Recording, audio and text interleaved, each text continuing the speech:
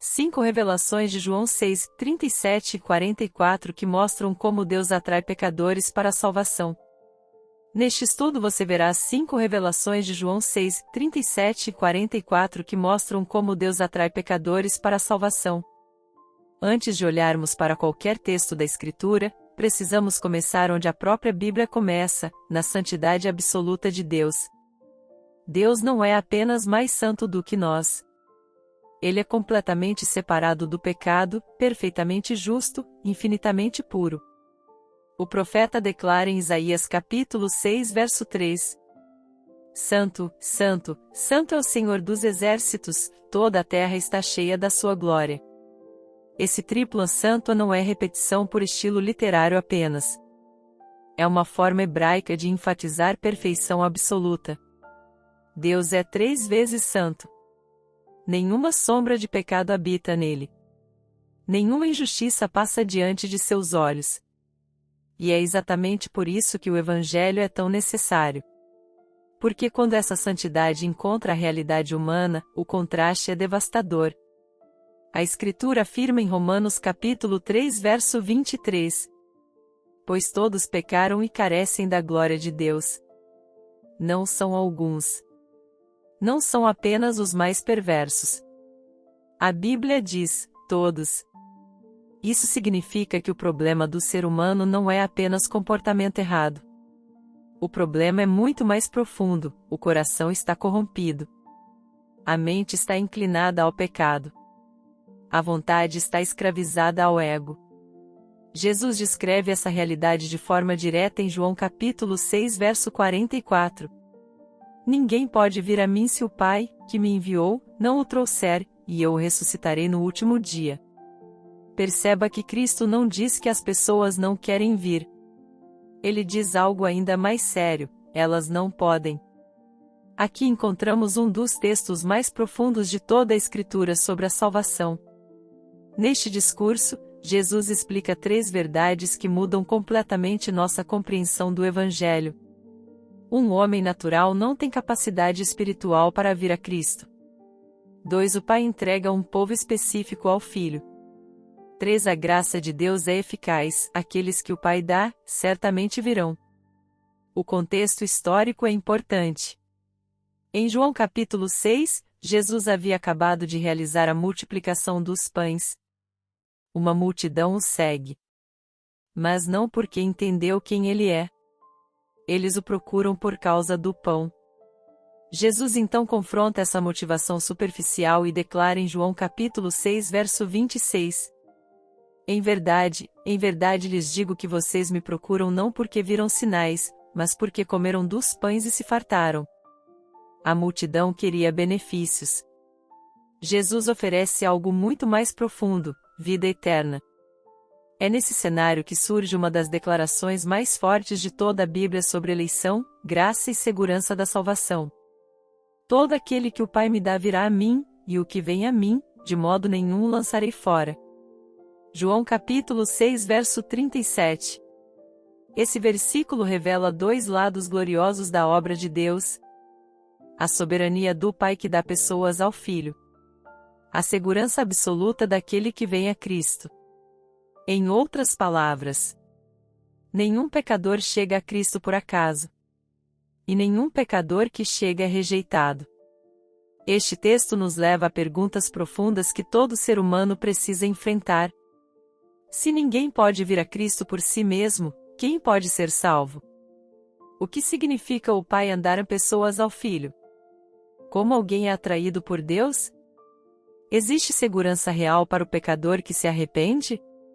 Nos próximos pontos deste estudo veremos 5 verdades poderosas em João capítulo 6 versículos 37 a 44 que revelam a profundidade da nossa incapacidade espiritual, a beleza da eleição divina, a eficácia irresistível da graça e a esperança segura para todo pecador que vem a Cristo. E aqui está a pergunta que já começa a nos confrontar. Você já percebeu que sua salvação não começou em você, mas no próprio coração de Deus? 1. A incapacidade espiritual do homem, porque Jesus disse: ninguém pode vir O Senhor Jesus declara em João capítulo 6 versículos 43 e 44. Jesus respondeu: Parem de murmurar entre vocês. Ninguém pode vir a mim se o Pai, que me enviou, não o trouxer, e eu o ressuscitarei no último dia. Essa afirmação de Cristo é uma das mais profundas de toda a Escritura. Ela confronta diretamente a ideia popular de que o ser humano possui, em si mesmo, capacidade espiritual suficiente para buscar a Deus. Observe cuidadosamente as palavras de Jesus: ninguém pode vir. No texto grego do Novo Testamento, a expressão usada é o desde Natael tem. O verbo dinatai significa ter capacidade, ter poder, possuir habilidade para fazer algo. Ou seja, Cristo não está dizendo apenas que o homem não quer vir a Deus. Ele está dizendo algo mais profundo: o homem não tem capacidade espiritual para vir por si mesmo. Isso revela a doutrina que a tradição reformada chama de depravação total. Não significa que todo ser humano seja tão perverso quanto poderia ser, mas significa que o pecado afetou todas as áreas da natureza humana: mente, emoções, vontade e consciência. A Escritura confirma isso repetidamente. Em Romanos capítulo 3 versículos 10 e 11, lemos: Não há justo, nenhum sequer. Não há quem entenda, não há quem busque a Deus. Perceba a força dessas palavras. A Bíblia não diz que poucos buscam a Deus. Ela afirma que ninguém busca a Deus por natureza. O coração humano está voltado para si mesmo. O próprio Senhor explica essa realidade em João capítulo 3 versículos 19 e 20. O julgamento é este, que a luz veio ao mundo, mas as pessoas amaram mais as trevas do que a luz, porque as suas obras eram más. Pois todo aquele que pratica o mal odeia a luz e não se aproxima da luz, para que as suas obras não sejam reprovadas. O problema do ser humano não é falta de informação. O problema é amor ao pecado. Na tradição judaica do primeiro século, muitos rabinos acreditavam que o homem possuía duas inclinações internas, uma boa e uma má. Mas Jesus revela algo muito mais profundo: o coração humano está escravizado ao pecado. Em João capítulo 8 verso 34, ele afirma: em verdade lhes digo, todo que pratica o pecado é escravo do pecado. Um escravo não possui liberdade para se libertar sozinho. É exatamente por isso que Jesus diz que ninguém pode vir a ele sem uma ação sobrenatural do Pai. Aqui encontramos três verdades que muitas pessoas resistem em aceitar. O problema do homem é espiritual, não apenas moral. A vontade humana está corrompida pelo pecado. Sem intervenção divina, ninguém escolheria Cristo. Isso explica algo que vemos todos os dias. Duas pessoas ouvem o mesmo evangelho. Uma permanece indiferente. Outra é profundamente transformada. A diferença não está na inteligência, na cultura ou na sensibilidade emocional. A diferença está na obra de Deus no coração. O apóstolo Paulo descreve isso em 1 Coríntios capítulo 2 verso 14. Ora, o homem natural não aceita as coisas do Espírito de Deus, porque lhes são loucura, e não pode entendê-las, porque elas se discernem espiritualmente. Perceba novamente a expressão, não pode entender. Não é falta de evidência. É incapacidade espiritual. Isso também explica porque o evangelismo bíblico não depende de manipulação emocional.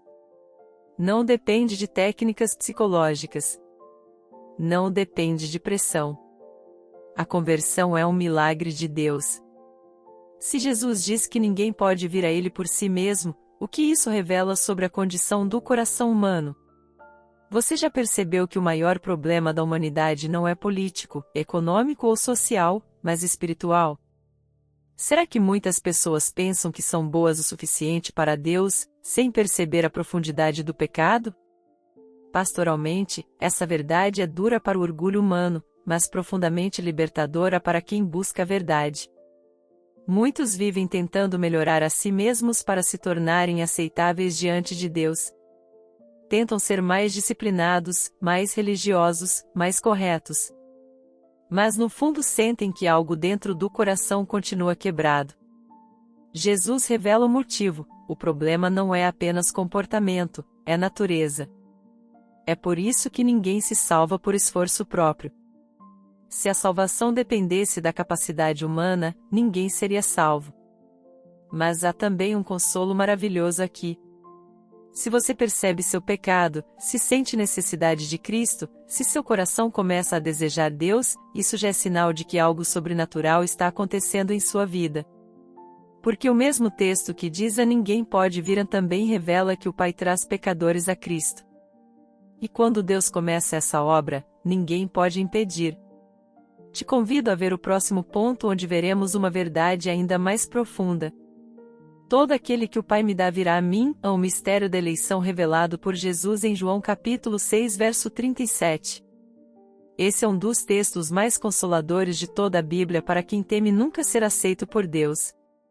2. O povo que o Pai entrega ao Filho, o mistério da eleição revelado por Cristo. O Senhor Jesus declara em João capítulo 6 verso 37. Todo aquele que o Pai me dá virá a mim, e o que vem a mim, de modo nenhum o lançarei fora. Este versículo contém uma das declarações mais profundas de toda a Escritura sobre a salvação. Ele revela que a salvação não começa no homem, mas no próprio propósito eterno de Deus. Observe a primeira parte da frase: todo aquele que o Pai me dá. Aqui Jesus apresenta uma realidade espiritual anterior à conversão humana.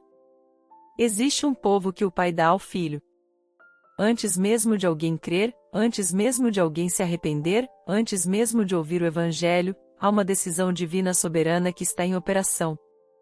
No texto grego, a expressão utilizada indica uma ação contínua: o Pai está dando pessoas ao Filho. Isso aponta para o plano eterno da redenção.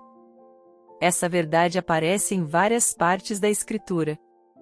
Em Efésios capítulo 1 versículos 4 e 5, lemos: assim como nos escolheu nele antes da fundação do mundo, para sermos santos e irrepreensíveis diante dele, e em amor nos predestinou para ele, para a adoção de filhos, por meio de Jesus Cristo, segundo o propósito da sua vontade. A Bíblia ensina que a eleição não aconteceu dentro da história humana. Ela aconteceu antes da fundação do mundo. Isso significa que a salvação não é uma reação de Deus ao comportamento humano. Ela é parte de um plano eterno de graça. Em Romanos capítulo 8 versículos 29 e 30, encontramos essa mesma sequência divina. Porque aos que de antemão conheceu, também os predestinou para serem conformes à imagem de seu Filho. E aos que predestinou, a esses também chamou, e aos que chamou, a esses também justificou, e aos que justificou, a esses também glorificou. Note algo extraordinário nesse texto: todas as ações pertencem a Deus. Deus conhece. Deus predestina. Deus chama. Deus justifica. Deus glorifica. O ser humano aparece nesse processo apenas como objeto da graça. Essa verdade confronta diretamente o orgulho humano. O coração natural prefere acreditar que contribuiu com algo para sua própria salvação.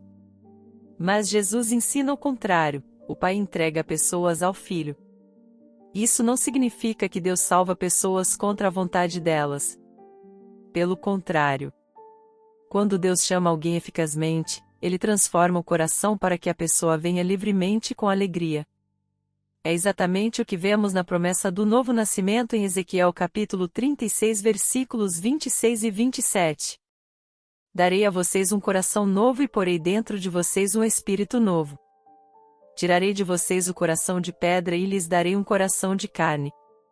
Porei dentro de vocês o meu espírito e farei com que andem nos meus estatutos. Perceba que Deus não apenas oferece uma oportunidade de salvação. Ele transforma o coração. Esse ensino também estava presente em certas tradições rabínicas antigas que falavam de Deus circuncidando o coração do povo, uma referência a Deuteronômio capítulo 30 verso 6. O Senhor, seu Deus, circuncidará o seu coração e o coração de seus descendentes, para que vocês amem o Senhor, seu Deus, de todo o coração e de toda a alma, para que vivam. Ou seja, até mesmo o amor por Deus é resultado de uma obra divina. Aqui encontramos 3 verdades profundas sobre a eleição. A salvação começa no coração eterno de Deus. O Pai entrega pecadores ao Filho como parte do plano da redenção.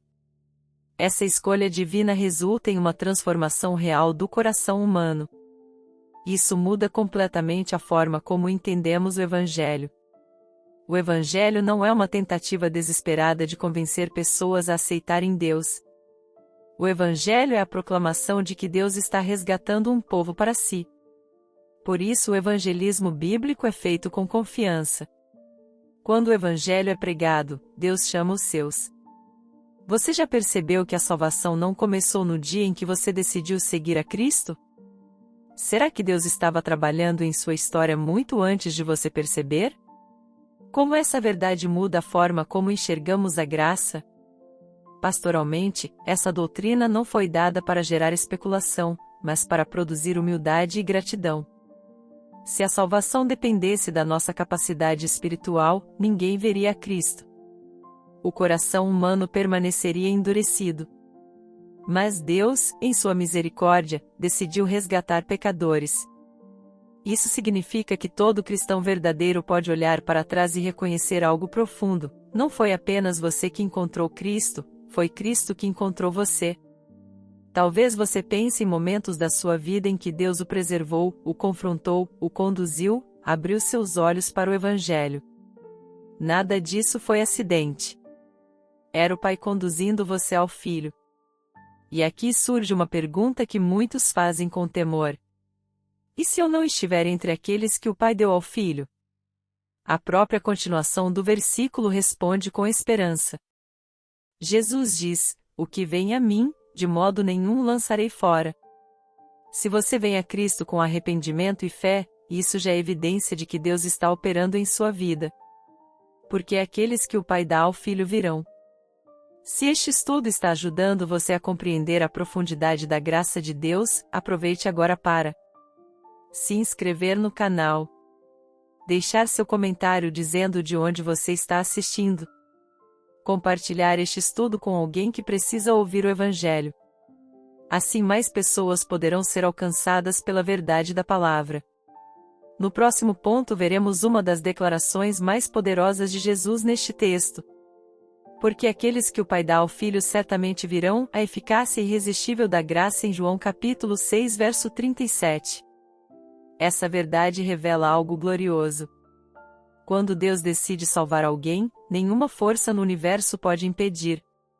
3. A graça que atrai o pecador, porque aqueles que o Pai dá ao Filho certamente virão. O Senhor Jesus declara em João capítulo 6 verso 37. Todo aquele que o Pai me dá virá a mim, e o que vem a mim, de modo nenhum lançarei fora. E logo depois reforça essa verdade em João capítulo 6 verso 44. Ninguém pode vir a mim se o Pai, que me enviou, não o trouxer, e eu o ressuscitarei no último dia. Aqui encontramos uma das doutrinas mais profundas e, ao mesmo tempo, mais mal compreendidas da fé cristã, a eficácia da graça de Deus. Observe 2 afirmações de Jesus. O Pai dá pessoas ao Filho.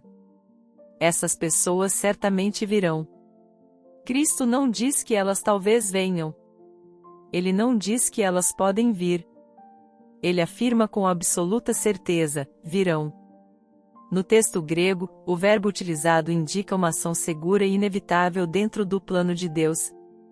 Aqueles que o Pai entrega ao Filho serão conduzidos eficazmente à fé. Em seguida Jesus usa uma palavra muito importante em João capítulo 6 verso 44, trouxer. No grego, o termo é el, que significa atrair, puxar, conduzir com força eficaz. Esse mesmo verbo aparece em outros lugares do Novo Testamento. Por exemplo, em João capítulo 21 verso 6, quando os discípulos puxam a rede cheia de peixes. Então ao lançaram e já não podiam puxar a rede, tão grande era a quantidade de peixes. A rede não convida os peixes a saírem da água. Ela os puxa para dentro do barco. Da mesma forma, quando Deus opera no coração de uma pessoa, Ele não apenas faz um convite externo. Ele realiza uma obra interna e poderosa, mudando a disposição do coração. É exatamente isso que vemos na promessa de Ezequiel capítulo 36 versos 26 e 27. Darei a vocês um coração novo e porei dentro de vocês um espírito novo. Tirarei de vocês o coração de pedra e lhes darei um coração de carne. Porei dentro de vocês o meu espírito e farei com que andem nos meus estatutos. Note quem executa todas as ações nesse texto: Deus. Deus dá um novo coração. Deus remove o coração de pedra. Deus coloca o seu espírito. Deus conduz a pessoa a obedecer. Esse é o milagre da regeneração. Antes dessa obra divina, o ser humano pode até ouvir o Evangelho, mas continua espiritualmente morto. O apóstolo Paulo descreve isso em Efésios capítulo 2 verso 1. Ele lhes deu vida, estando vocês mortos em suas transgressões e pecados. O morto não reage a estímulos, não tem vontade própria. Por isso a salvação exige um milagre maior do que a cura de um doente. Exige ressurreição espiritual. Essa verdade explica por que alguns corações se quebrantam ao ouvir o Evangelho enquanto outros permanecem endurecidos. Um exemplo claro aparece em Atos capítulo 16 verso 14, quando o Evangelho é pregado a uma mulher chamada Lídia. O Senhor lhe abriu o coração para atender às coisas que Paulo dizia. Quem abriu o coração de Lídia? Não foi a eloquência de Paulo. Não foi a sensibilidade natural dela. Foi o próprio Senhor. Essa é a graça eficaz. Ela não violenta a vontade humana. Pelo contrário, ela liberta a vontade da escravidão do pecado, permitindo que a pessoa finalmente veja Cristo como glorioso e desejável. Por isso podemos resumir essa verdade em 3 declarações bíblicas poderosas. 1. A salvação não depende da capacidade humana. 2. Deus opera internamente no coração do pecador. 3. Aqueles que Deus chama eficazmente responderão com fé. Isso também explica porque o Evangelho sempre produz 2 tipos de reação. Alguns ouvem e permanecem indiferentes. Outros ouvem e algo profundo acontece dentro deles. O coração se quebra. O pecado se torna pesado. Cristo se torna precioso. Essa é a obra invisível da graça. Você já percebeu momentos em que a palavra de Deus pareceu falar diretamente ao seu coração? Já experimentou aquela sensação de que o Evangelho não era apenas uma mensagem geral, mas algo pessoal para você? Será que Deus já estava trabalhando em sua vida muito antes de você perceber? Pastoralmente, essa verdade traz grande esperança para quem ora por familiares e amigos que ainda não creem. Muitas vezes pensamos que tudo depende da nossa capacidade de explicar o Evangelho de forma perfeita. Mas a conversão não depende da nossa eloquência. Ela depende da obra soberana de Deus. Por isso continuamos pregando, ensinando, orando e testemunhando. Porque sabemos que quando a palavra é anunciada, Deus chama os seus. Ao mesmo tempo, essa doutrina destrói completamente o orgulho espiritual. Se você veio a Cristo, não foi porque era mais inteligente, mais sensível ou mais moral do que os outros. Foi porque Deus, em sua misericórdia, abriu seus olhos. Isso transforma o coração do cristão em um coração cheio de gratidão. Você não pode olhar para a sua salvação e dizer, eu consegui. A única resposta possível é: Deus teve misericórdia de mim. E quando Deus começa essa obra no coração de alguém, Jesus faz uma promessa extraordinária. Aquele que vem a Cristo nunca será rejeitado. É exatamente isso que veremos no próximo ponto. A segurança absoluta do pecador que vem a Cristo. 4. A segurança absoluta do pecador que vem a Cristo, de modo nenhum o lançarei fora. O Senhor Jesus declara em João capítulo 6 verso 37. Todo aquele que o Pai me dá virá a mim, e o que vem a mim, de modo nenhum o lançarei fora. Depois de revelar a incapacidade espiritual do homem e a soberania do Pai na eleição, Jesus apresenta agora uma das promessas mais consoladoras de toda a Escritura. Observe a segunda parte do versículo. O que vem a mim, de modo nenhum lançarei fora. No texto grego, a expressão usada é extremamente enfática. A construção inclui uma dupla negação, algo que na língua original intensifica a certeza da afirmação. Poderíamos traduzir a ideia da seguinte forma: eu jamais, em hipótese alguma, expulsarei aquele que vem a mim. Isso significa que nenhum pecador que vem a Cristo em arrependimento será rejeitado. Essa promessa é extraordinária porque revela algo essencial sobre o coração de Deus. Muitas pessoas imaginam Deus como um juiz severo que está procurando motivos para rejeitar pecadores. Mas quando olhamos para Cristo nas Escrituras, vemos exatamente o oposto. Em Lucas capítulo 19 verso 10, Jesus declara: porque o Filho do Homem veio buscar e salvar o perdido. Ele não veio buscar os perfeitos. Ele não veio buscar os moralmente impecáveis. Ele veio buscar os perdidos. Essa verdade também aparece em 1 Timóteo capítulo 1 verso 15.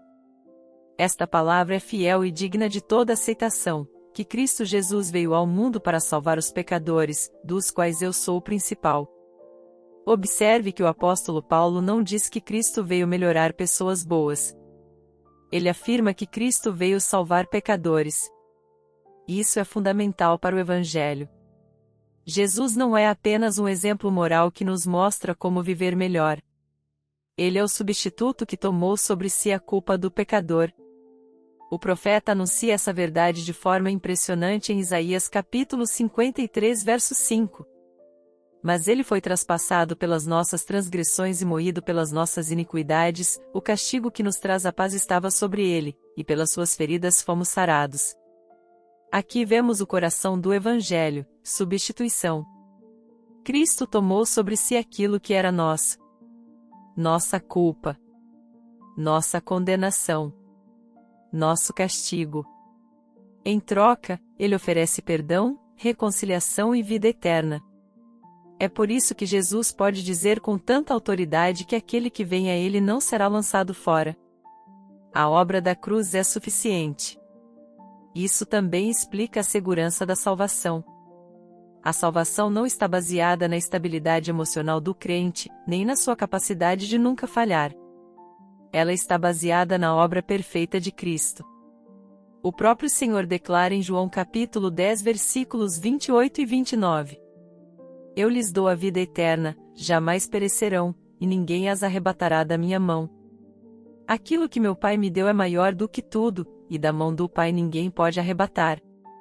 Perceba novamente a conexão com João capítulo 6, o Pai dá um povo ao Filho.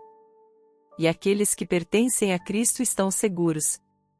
Podemos resumir essa verdade em 3 promessas gloriosas do Evangelho. 1. Cristo recebe todo pecador que vem a Ele. 2. A obra da cruz é suficiente para perdoar qualquer pecado. 3. A salvação é segura porque está nas mãos de Cristo. Essa promessa é profundamente necessária porque muitas pessoas vivem presas a 2 mentiras espirituais. Primeira mentira: meu pecado é grande demais para Deus perdoar. Segunda mentira: eu preciso melhorar primeiro para depois me aproximar de Deus. O Evangelho responde a essas 2 mentiras. Você não precisa melhorar primeiro para vir a Cristo. Você precisa vir a Cristo para ser transformado. Foi exatamente isso que Jesus ensinou em Mateus capítulo 11 versículos 28 e 29. Venham a mim todos vocês que estão cansados e sobrecarregados, e eu os aliviarei. Tomem sobre vocês o meu jugo e aprendam de mim, porque sou manso e humilde de coração, e vocês acharão descanso para a sua alma. Cristo recebe pecadores cansados. Cristo recebe pecadores quebrados. Cristo recebe pecadores arrependidos. E quando alguém vem a Ele, Jesus faz uma promessa absoluta: jamais o lançarei fora. Você já sentiu medo de que seus pecados fossem grandes demais para Deus perdoar? Já pensou que precisava mudar completamente antes de se aproximar de Cristo? Será que hoje o próprio Senhor está convidando você a vir a Ele exatamente como está? Pastoralmente, essa promessa é uma fonte profunda de consolo para corações aflitos. Muitos vivem atormentados pela culpa do passado. Carregam erros, escolhas equivocadas, feridas profundas. Pensam que Deus está distante demais ou irritado demais para recebê-los. Mas quando olhamos para Cristo nas Escrituras, vemos um Salvador que recebe pecadores com graça.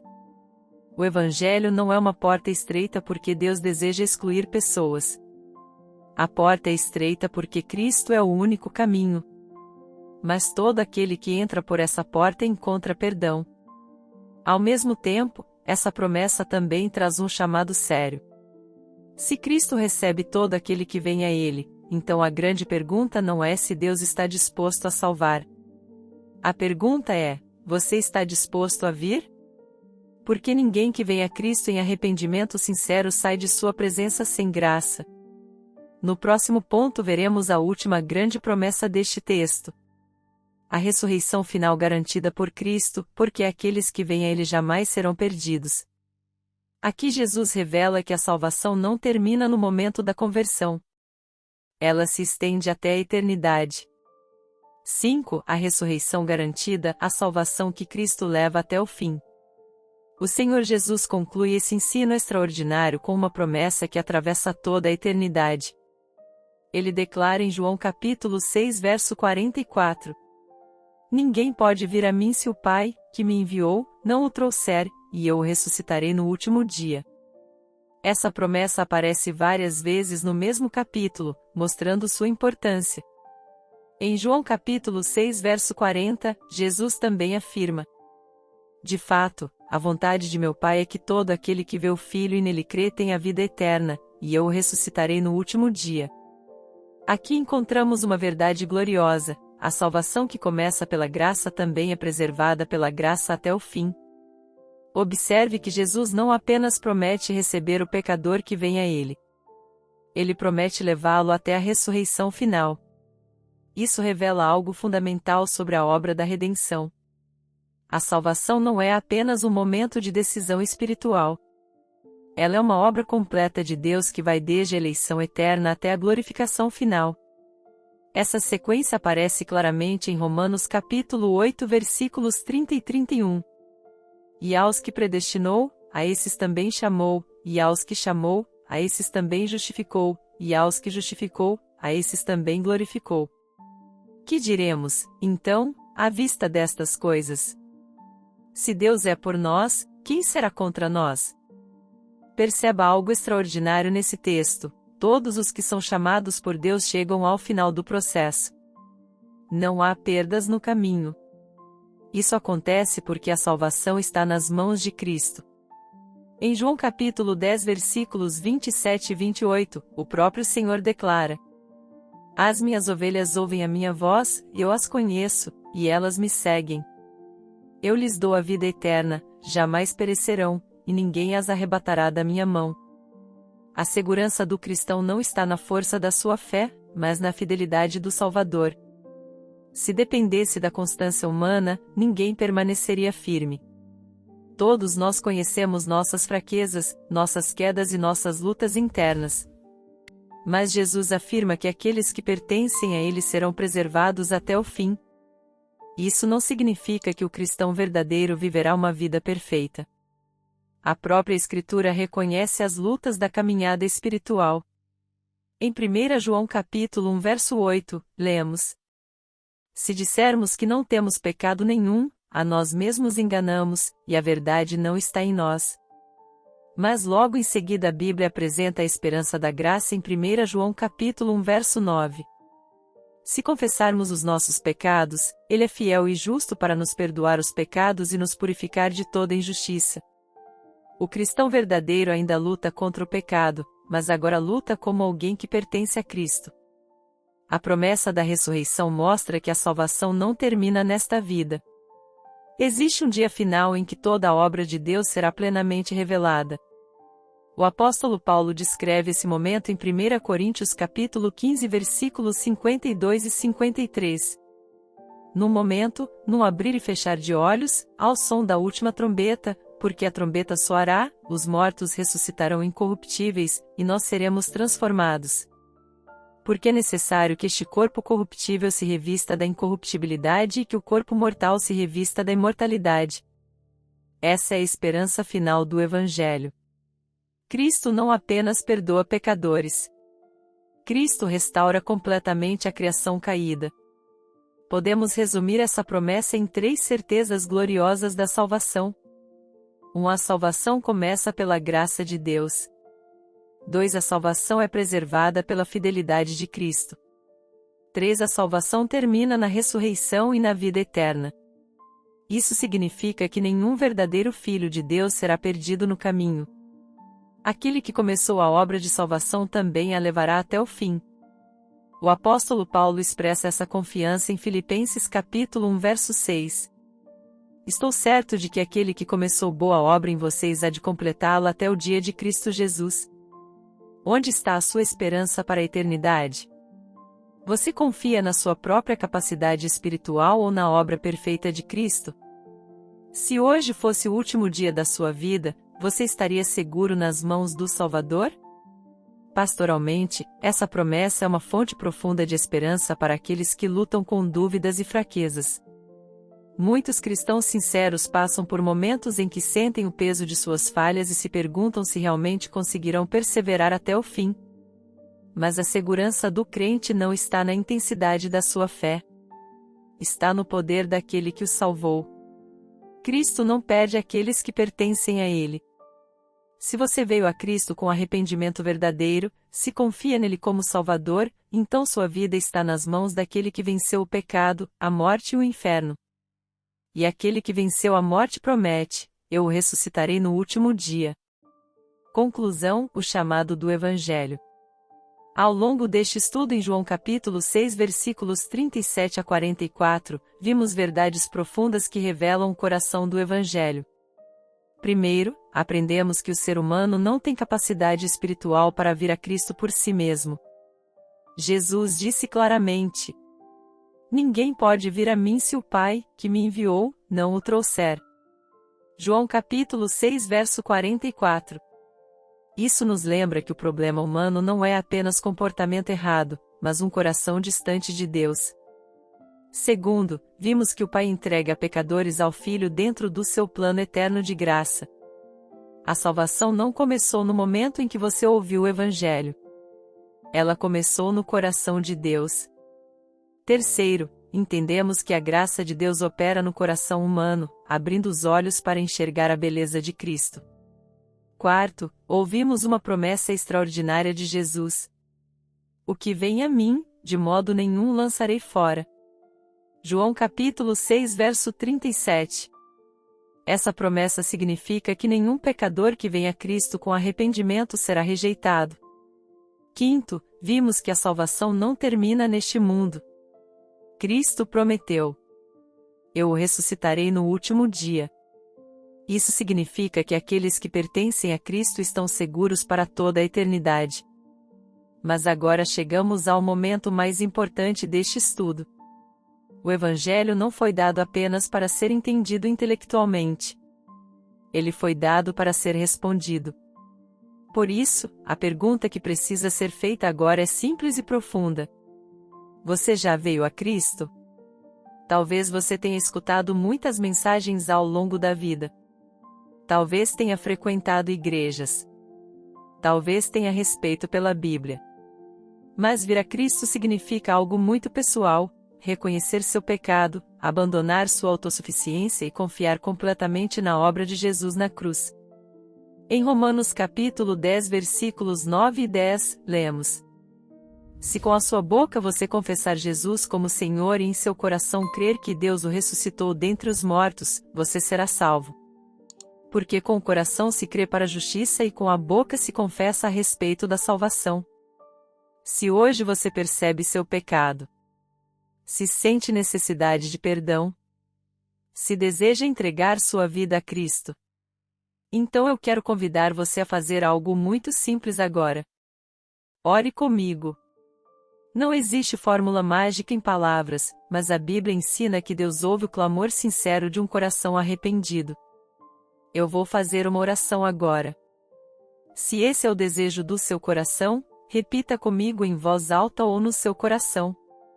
Oração de confissão e entrega. Senhor Deus, eu reconheço que o Senhor é santo, justo e perfeito. Reconheço também que eu sou pecador e que muitas vezes vivi distante da tua vontade. Hoje eu confesso diante do Senhor que preciso da tua graça. Eu creio que Jesus Cristo é o Filho de Deus. Creio que ele morreu na cruz pelos meus pecados. Creio que ele ressuscitou e que somente nele existe salvação. Senhor, eu me arrependo dos meus pecados. Peço que o Senhor perdoe minha culpa e transforme o meu coração. Eu entrego minha vida nas tuas mãos. Recebe-me, Senhor Jesus. Sei que o Senhor prometeu que aquele que vem a ti não será rejeitado. Por isso eu venho a ti agora. Escreve o meu nome no livro da vida. Transforma meu coração. Guia meus passos a partir de hoje. Eu entrego minha vida ao Senhor. Em nome de Jesus. Amém. Se você fez essa oração com sinceridade, saiba que a promessa de Cristo continua verdadeira. O que vem a mim, de modo nenhum lançarei fora. Agora dê os próximos passos. Continue aprendendo a palavra de Deus. Procure uma igreja que ensine fielmente as Escrituras. Caminhe diariamente com Cristo. E se você fez essa oração hoje, escreva nos comentários. Hoje eu entreguei minha vida a Cristo. Será uma alegria orar por você. E lembre-se sempre desta verdade gloriosa. A salvação não começou em você. Ela começou no coração de Deus. E aquele que começou essa obra é fiel para completá-la.